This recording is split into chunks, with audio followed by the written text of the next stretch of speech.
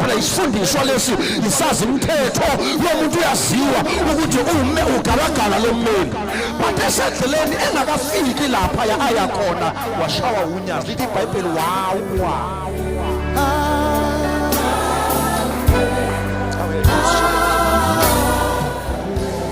Uma ewa labahamba nabo basondela kuye mabemvusa bemshukumisa lithi iBhayibheli wawavula amehlo.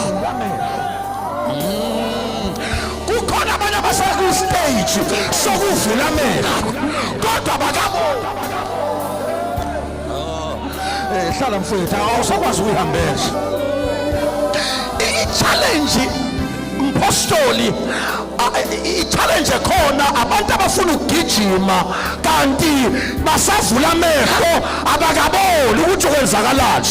Yikho kunemeso ngoba anayo lento izwi alizwile unyazi balubonile but they needed one man ozosusa lento eyenza bangaboni.